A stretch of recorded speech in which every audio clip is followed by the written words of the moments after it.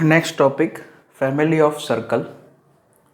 तो जैसे family of straight lines हमने स्ट्रेट लाइन वाले चैप्टर में पढ़ा था, वैसे यहाँ पे भी फैमिली ऑफ सर्कल आएंगे। इसमें स्ट्रेट लाइन में तो एक ही टाइप था, यहाँ पे तो 3-4 टाइप है।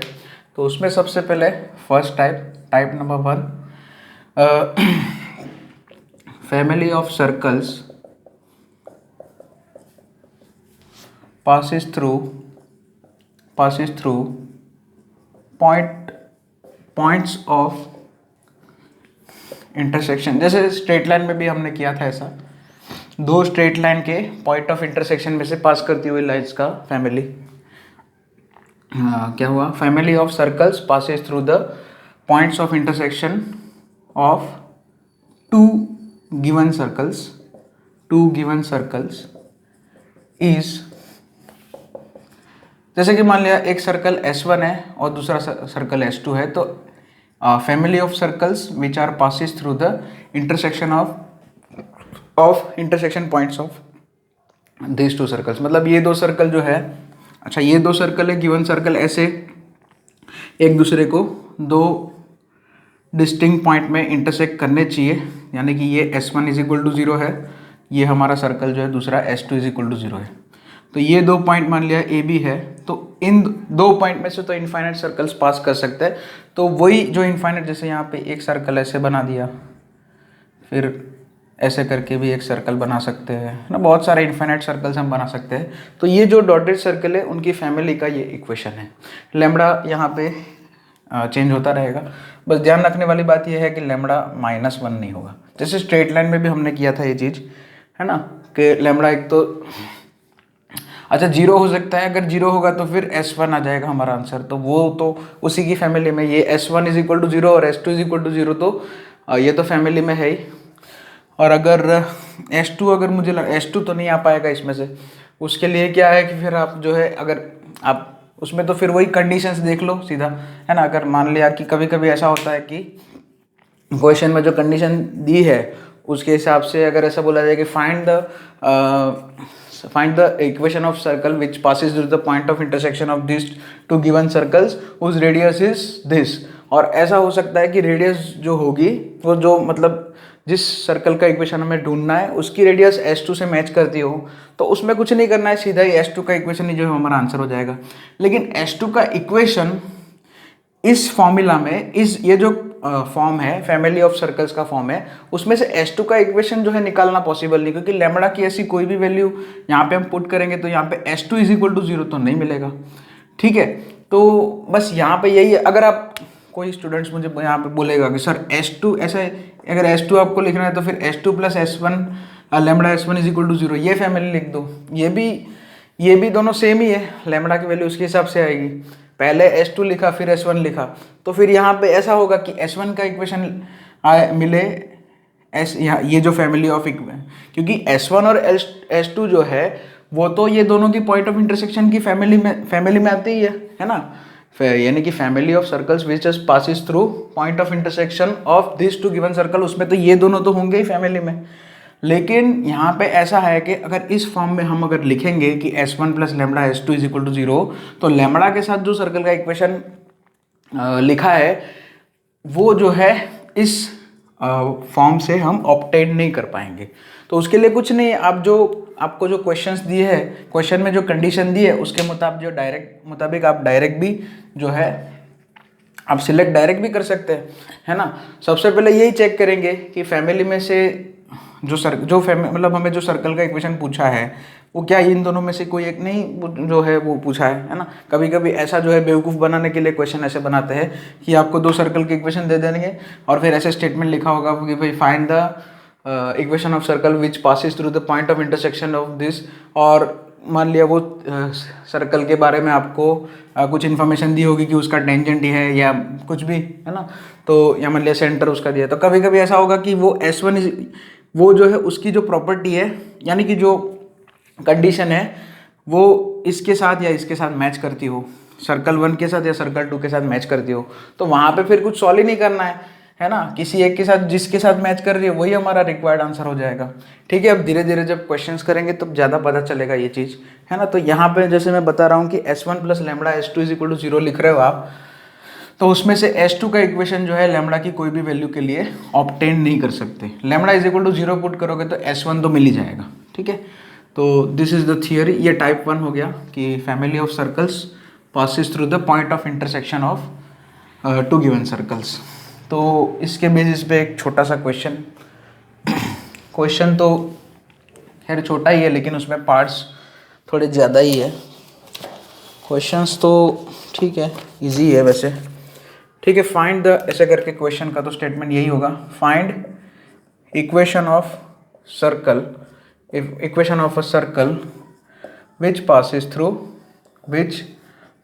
through point of intersection of S1 is equal to 0 and S2 is equal to 0।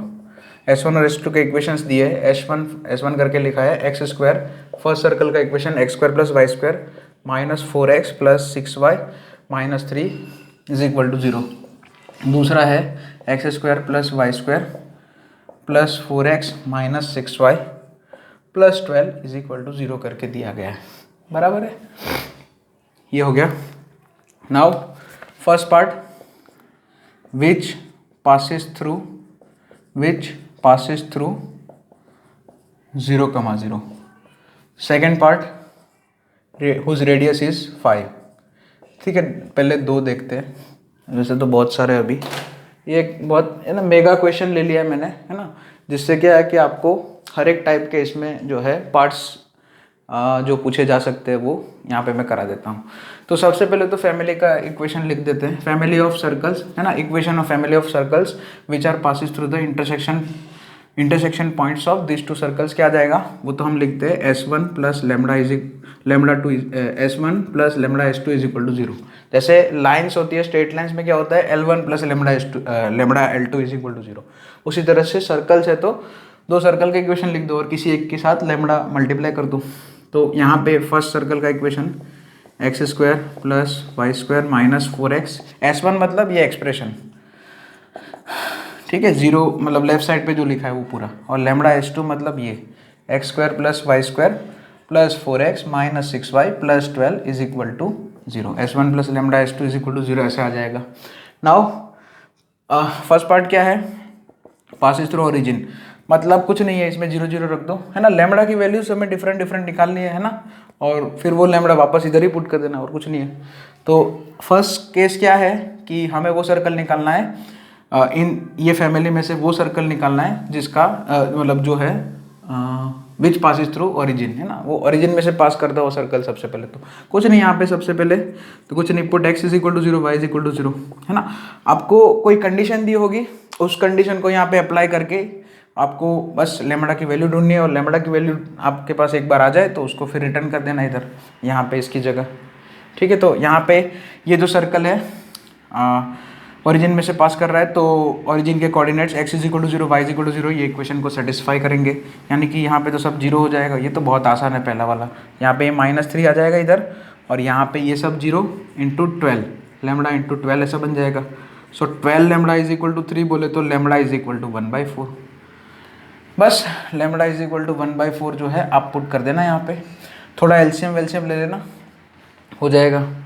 ठीक है, या फिर मैं यहाँ पे 1/4 पुट करके यहाँ पे 4 इधर आ जाएगा वैसे, तो 4x square plus 4y square,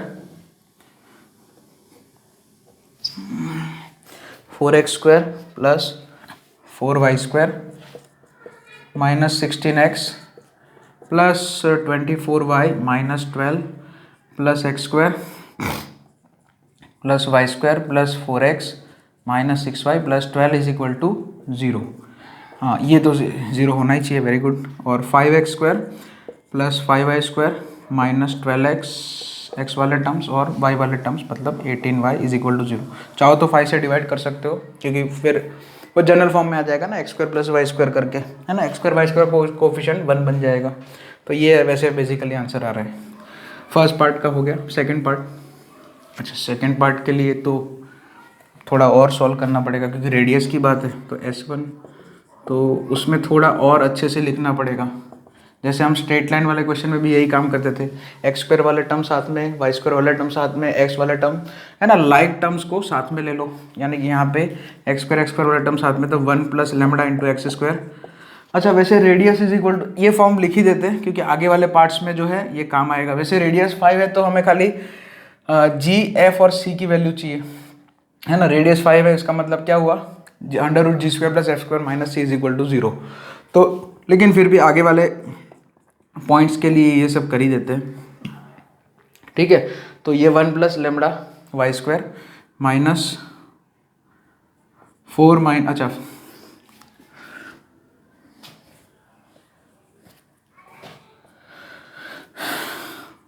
-4 plus 4 lambda into x, दूसरा y वाला term 6 minus 6 lambda into y, और constant term -3 plus 12 lambda is equal to 0, ठीक है। अब गड़बड़ क्या है यहाँ पे कि यहाँ पे जैसे कि अगर हम बोलते कि रेडियस होता है g square plus f square minus c, root under root g square plus x square minus g square plus f square minus c, लेकिन वो तो कौन से, मतलब वो तो जो हमने प्रूफ किया है वो ये सर्कल के लिए है। जनरल फॉर्म हमारा ऐसा है जिसमें हमें पता है कि एक्स स्क्वायर और वाई स्क्वायर का कोफिशिएंट 1 है, तब जो है सर्कल का रेडियस का फॉर्मूला ये आएगा, g square plus f square minus c. इसलिए यहाँ पे अगर कोई स्टूडेंट अगर यहाँ पे ऐसा बोल देगा सर ये g का वैल्यू, यहाँ पे 2g मतलब ये और ये 2f, तो वो वहाँ पे मिस्टेक हो जाएगी उसकी, क्योंकि यहाँ पे आप देख सकते हैं क्लियरली कि एक्स स्क्वायर और वाई स्क्वायर का कोफिशिएंट जो है 1 प्लस लेमडा है। तो ये इस फॉर्मेट में ये फॉर्मूला रेडियस का वैल्यू नहीं देगा। तो क्या करना चाहिए, एक्स स्क्वायर कुछ नहीं, 1, यहाँ पे एक्स स्क्वायर और वाई स्क्वायर का कोफिशिएंट 1 बनाना है ना, तो 1 प्लस लेमडा से डिवाइड कर दो, यानी कि यहाँ पे 4 लेमडा माइनस 4 अपन लेमडा प्लस 1 इंटू एक्स, ये अभी 2g हुआ आपका, ठीक है, इसके हिसाब से। और 6 माइनस 6 लेमडा अपन lambda plus 1 into y plus 12 lambda minus 3 अपन lambda plus 1 is equal to 0। अब रेडियस 0 है तो सॉरी रेडियस 5 है, sorry. So g square plus f square minus c कितना हो जाएगा, 25। अब जी का मतलब कितना होता है, जी का मतलब यहाँ पे 4 लेमडा, यहाँ पे वैसे डिवाइड बाय 2 ऐसा कर देते हैं, डिवाइड बाय 2 करोगे तो कितना आ जाएगा, 2 लेमडा माइनस 2, तो 2 लेमडा माइनस 2 अपन लेमडा प्लस 1 का होल स्क्वायर, और f मतलब यहाँ पे 2 कॉमन निकालना पड़ेगा क्योंकि अल्टीमेटली ये तो 2g है ना, तो मुझे तो g चाहिए, इसलिए g और f चाहिए। तो 3 minus 3 lambda by lambda plus 1 का होल स्क्वायर, और c कितना होगा, c तो यही रहेगा 12 लेमडा माइनस 3 अपन lambda plus 1 is equal to 25। और बस यहाँ पे जो है लेमडा में एक क्वाड्रेटिक इक्वेशन आ जाएगा, एलसीएम वेलसीएम लेना पड़ेगा यहाँ पे इसका इसके साथ, यहाँ पे लेमडा प्लस 1 से मल्टीप्लाई होगा या 25 के साथ lambda plus 1 whole square multiply होगा, लेमडा में एक क्वाड्रेटिक आएगा, इसको सॉल्व कर लेना आप, ठीक है। 2 आंसर आ सकते हैं, है ना। चलिए, तो ये इतना, ये प्रोसेस सिखाना था खाली आपको, ठीक है, इसलिए ये क्वेश्चन लिया गया। ये प्रोसेस कैसे करना है वही सिखाना है, आगे क्वाड्रेटिक कैसे सॉल्व करना है वो तो आप जानते ही हो, उसमें कोई बड़ी बात नहीं है, ठीक है। चलिए, तो नेक्स्ट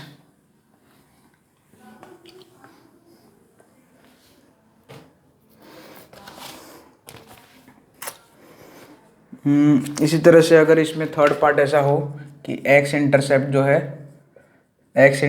है क्या है, 5 है, ठीक है। तो एक्स इंटरसेप्ट का फॉर्मूला कितना होता है, 2 into under root g square minus c is equal to 5 हो जाएगा, ठीक है। तो फिर से वही S1 प्लस लेमडा S2 करना पड़ेगा आपको, और फिर से वही जो फॉर्मेट में मैंने लिखा था, यहाँ पे क्या लिखा था हमारा, x square plus y square plus 4 lambda minus 4 अपन लेमडा प्लस 1, ठीक है, into x plus -6 plus 6 lambda divided by lambda plus 1 into y plus 12 lambda minus 3 is equal to 0, ठीक है। तो यही फॉर्मेट में हम काम करेंगे। अच्छा, जो फर्स्ट वाला पार्ट था उसमें भी यही करेंगे, हाँ सेकेंड वाला पार्ट में भी हमने यही किया था, ठीक है। तो यहाँ पे ऐसे इस हिसाब से कैसे बनेगा, ये 2 into under root g square minus c is equal to 5 है, तो फिर कैसे करेंगे, जी का वैल्यू यहाँ पे ये बनेगा, जी का वैल्यू मतलब इसका हाफ, यानी कि अच्छा मैं स्क्वायरिंग कर दूँ वो अच्छा रहेगा, 4 into g square minus c is equal to 25। अब जी और सी की वैल्यू, जी मतलब ये इसमें 2 लैम्बडा माइनस 2 करना पड़ेगा ना, सो 2 लैम्बडा माइनस 2 अपन लैम्बडा प्लस 1 का होल स्क्वायर, और माइनस सी मतलब 12 लैम्बडा माइनस 3 अपन lambda plus 1 is equal to 25। इसमें भी फिर से एक क्वाड्रेटिक आएगा लैम्बडा में, वो आपको सॉल्व करना पड़ेगा। ठीक है, उसी तरह से मान लिया वाई इंटरसेप्ट दिया हो तो 2 into under root f square minus c is equal to 5 करके कर सकते हैं। ठीक है, ओके, तो ये हमारा फर्स्ट पार्ट हो गया, फर्स्ट टाइप हो गया। ठीक है।